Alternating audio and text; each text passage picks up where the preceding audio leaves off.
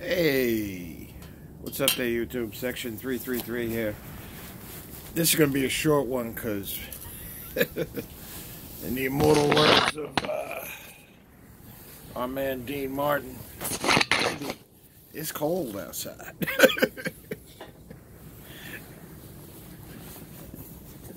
Did we ever think those words would be controversial? So, what am I doing here? Smoking the Stanwell 2015 Pipe of the Year and looking for my lighter, actually, which I cannot find. I thought I had it in my pocket. Hang on. And we are back. How's everybody doing? So, Section 333 here, and it is cold out here today. I think it's 34 degrees with a wind chill factor of whatever.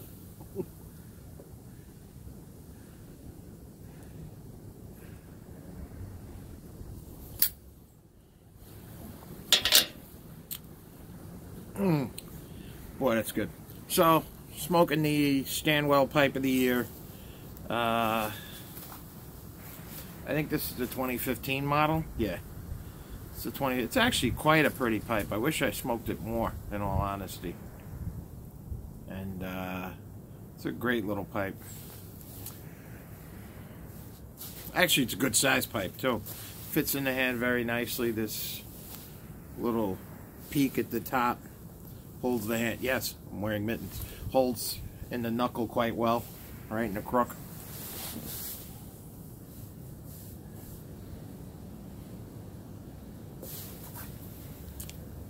My only complaint with this pipe is it doesn't really hold a softy bit very well. But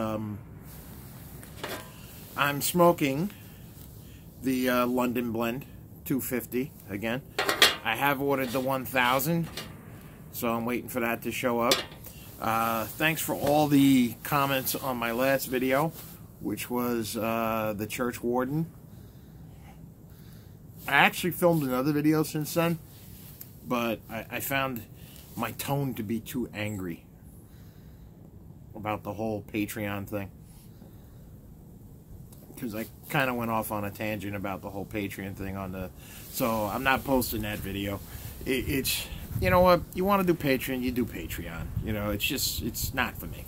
Enough said. It's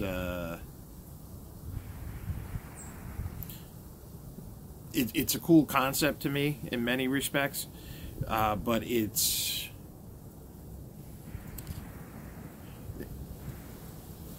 If you're trying to get funding for your project or whatever, yeah, like I said, it's a hobby, you know, for me, smoking pipes, and so much of what people do on YouTube are extensions of their hobbies. And if you want to use Patreon to fund that, and people are willing to, fine. Back to the pipes. So I ordered the 1000 on this. And I did the church warden video where I smoked some Hobbit's weed, and I got a lot of feedback. I did not know Tewksbury and Company had closed. And so thank you to everybody. I also ordered, oh God, I can't remember the company now.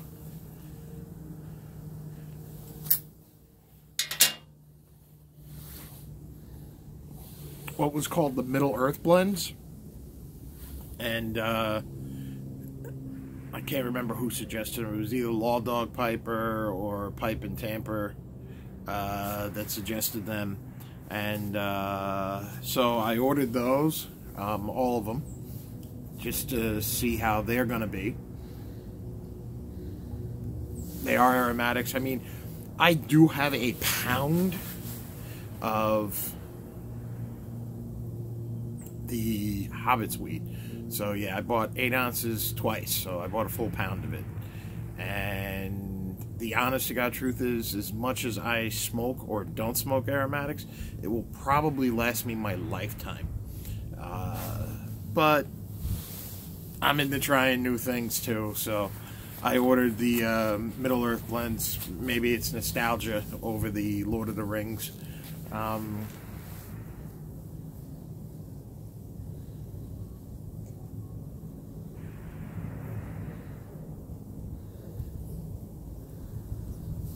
But yeah, the Church Warden is cool, and I probably, like I said, I'm definitely going to get another Church Warden. I might get one by Savinelli as well. I kind of got the bug, and I probably have pipe acquisition disorder.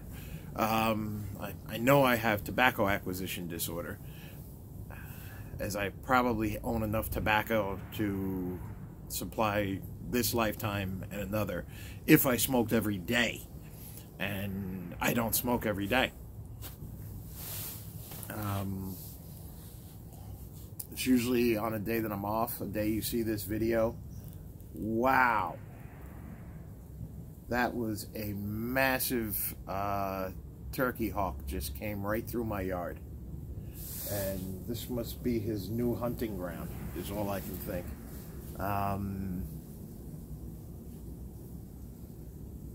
You know,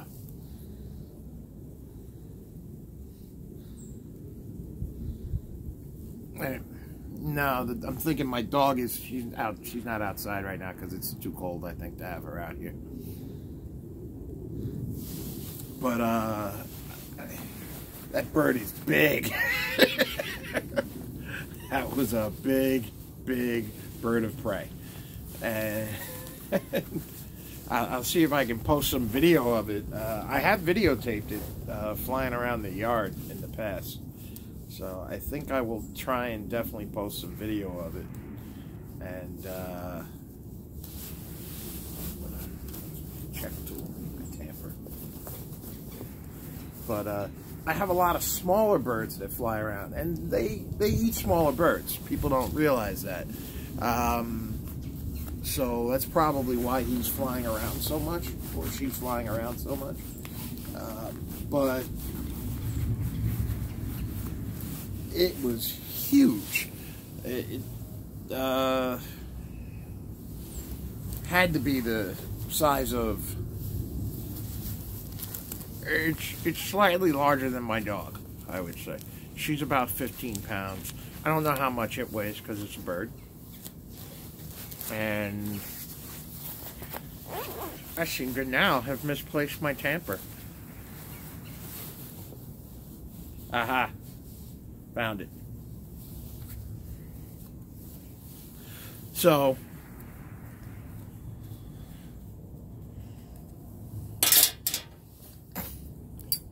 like I said, the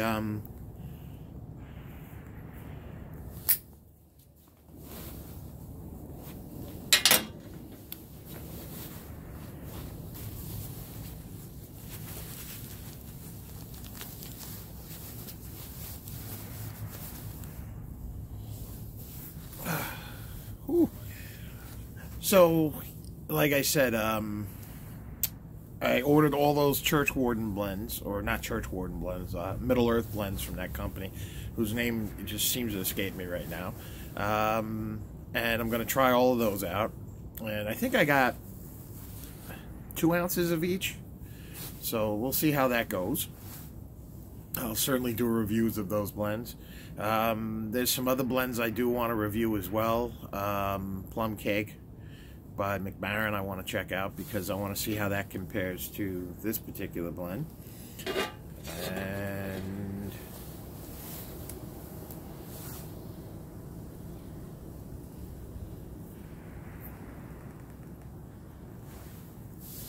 there's a few other blends too that I want to do some reviews on, and maybe we'll, you know, I got some Margate. I got a couple bags of Margate, a couple bags of Stonehaven, and So to Bed, and Dunbar as well.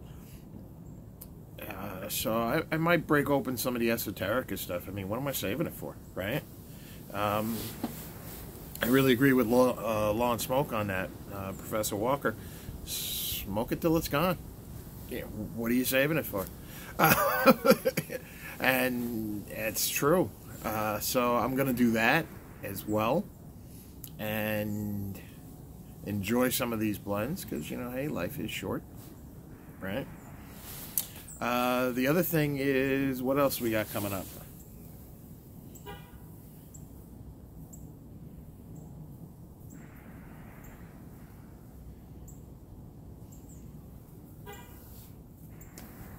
I just can't get over that bird.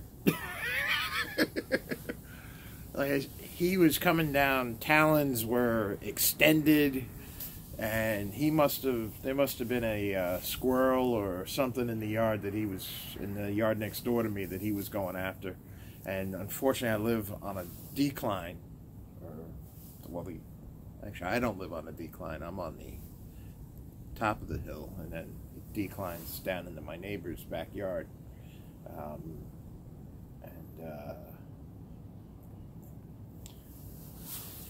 There must have been something down there in that little valley that he was going after. That's all I can think.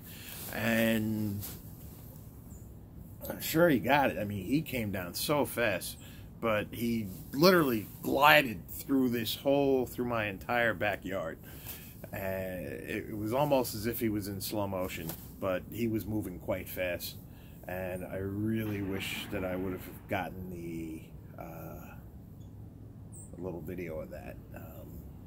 Like I said, I did videotape him taking off from a perch up here. He had perched himself on a tree branch that extends into my yard, and he had taken off quite quickly. And that's all I can think is that that's what he was going after. It was a little snack.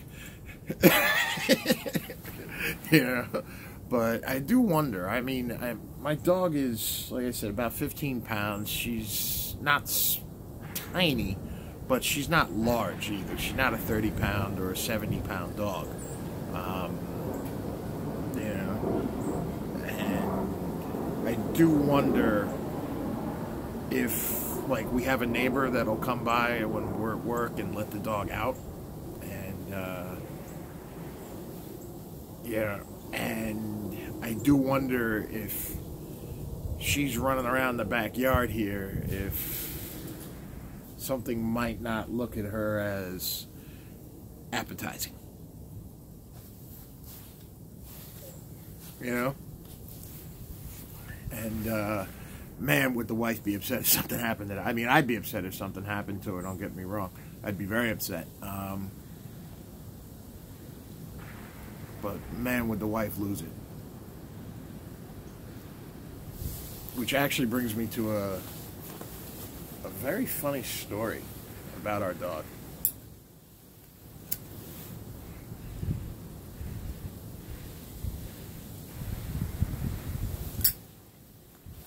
And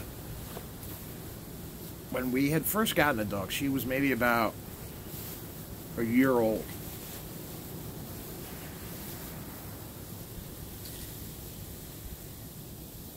I was working the night shift, and I get a call from my wife. She had gone to it was around 12 o'clock at night, and she had gone to a friend of ours for dinner that night, and she'd taken the dog with her, and he has a couple of dogs as well, and so the dogs were all playing and stuff, and then that, I guess around 9 o'clock she was leaving, and it had snowed as well. Let me preface it with that. It had snowed not the previous day, maybe 2 days before. And the dog, like I said, went with her to our friend's house. And then the dog took off after a cat when she was leaving. She didn't have it on a leash. So she took off, Sookie took off after a cat. And I don't think she caught the cat, but she didn't come back when my wife called her, and then they were running around looking for the dog, and they couldn't find the dog. And my wife calls me at work, says, we've been looking for her for the last like 3 hours and we can't find her. We need your help. She always comes to you. And I said, okay, I'll come and help find the dog. So, yes, I left my job to go look for, at the time, my wife's dog. And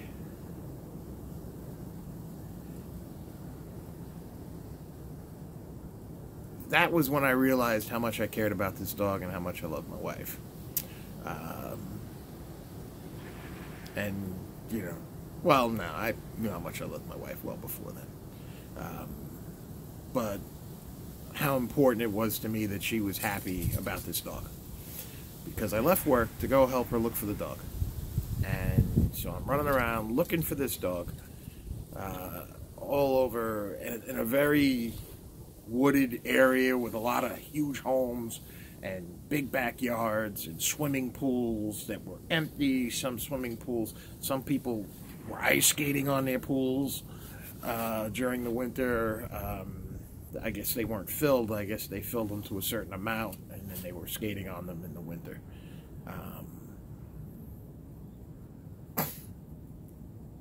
So you had that going on. And the dog's out. No dog. So this goes on for about an hour and a half after I get there, maybe 2 hours. And my wife says, now it's about 1:30, 2 in the morning. And my wife says, you know what, forget this. I'm done. We tried everything, we've looked everywhere. We've called our home phone, checked our answering machine to see if somebody had left a message, maybe because she had a tag on. And I said, you know, maybe you should put your cell phone on the next tag for the next dog. So, believe it or not,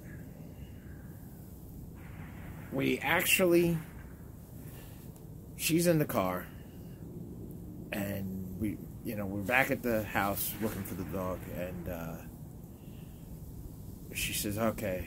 And I said, all right, I'm going to say goodbye to our friend Richard. And she goes into the car, and she's in the car, and she's crying, and her car's started, and I said, you know what, hon, I'm just going to take one more look around his property, just in case. And I run across, there's a little, how would you say, urine in the fresh snow from 2 days ago. And I see steam coming out of it. Then I see a little pile of poop on his front stoop. And there's steam coming off of that. And I said, you know what? That's all fresh. This dog was just here. And I was real quiet. And I used all my hunting instincts. And I looked in the snow trail and I said, you know what? These tracks weren't here before. And they led up to the house. And then around his basement, he had dome covers over his basement windows so that they don't flood. The dome cover had come off. And what was there? A big giant hole that came up to about my midsection. So I look down and I see, oh my goodness, there she is. And she's quite the jumper, but she can't jump 4 feet into the air, 5 feet into the air, you know? And I said, huh, how'd you get yourself down there? There she is, sitting in the corner, shivering. And so I reached down and I pulled the dog out of the hole. And wearing my scrubs and everything got all dirty. And I had to go home, change, and then go back to the hospital. But I found the dog. And I go walking over to the wife, who's in the car. She's talking to, I guess, one of our girls on the phone in the car. And she's saying how she's not going to get another dog. She's not going to do this. It hurts too much, you know. And I knock on the window, and I got the dog in my hands. And she loses it. She starts crying. She's like, oh, my God, Stan found the dog. And she lets everybody know that I found the dog and everything like that. And my wife, because she's awesome, takes me to dinner. that weekend, and we're out to dinner, and she says, Stan, and I actually have this on tape. She says, you can do no wrong. You found my dog. And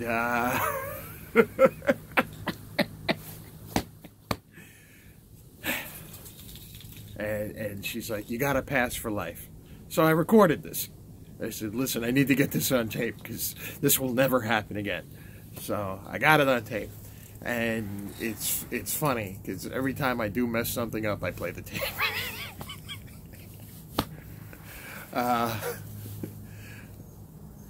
You know, and you know, it's just one of those funny family stories that I thought I'd share with you guys.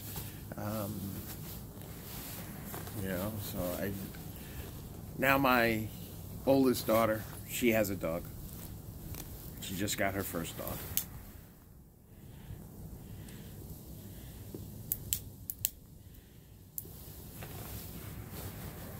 Surprisingly, this is the first dog for this family because our oldest daughter was allergic to dogs.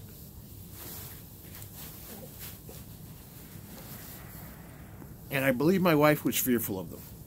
So that's one of the reasons we got such a small dog.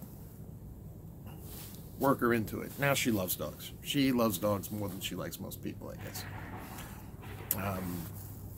And I like dogs more than I like most people. It's, I think most people like dogs more than they like most people. I got a friend that doesn't like dogs, but he likes them more than he likes most people. It's kind of weird how antisocial people actually are, right? But, so that's our dog story. And, found the dog. I can do no wrong because I found the dog. And, although I haven't really tested the limits of that, I haven't really tested it. I haven't really tried, nor have I any intention of trying. I think my idea of trying might be if I go to the Chicagoland Pipe Festival without her, because I don't think she would want to go. I think I might try to do that next year, or go to a big pipe convention or something, or without her. Like, I can do a camping trip, or I can do a hiking trip or something without her. That's okay.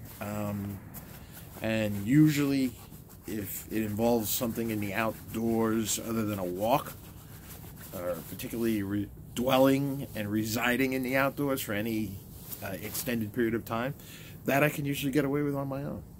But anything more than that, usually not. You know, like if it was a trip to Atlantic City for a convention, she's coming.